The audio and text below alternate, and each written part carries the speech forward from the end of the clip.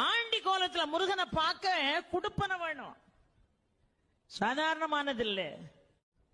இந்த படி ஏறி போகும்போதே மேல சுவாமி தரிசனம் பார்த்துட்டு கீழே வருவாங்க பாருங்க, அவங்கள பார்த்து எப்படி இருக்காருன்னு கேட்பான் நம்ம ஆளு.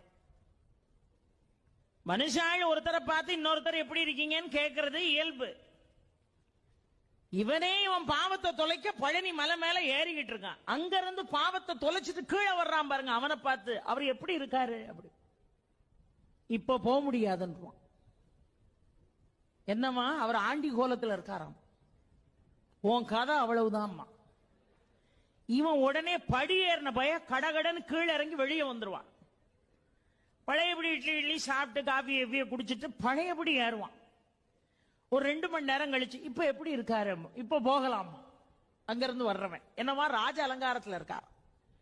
உடனே குடுகுடுன்னு அந்த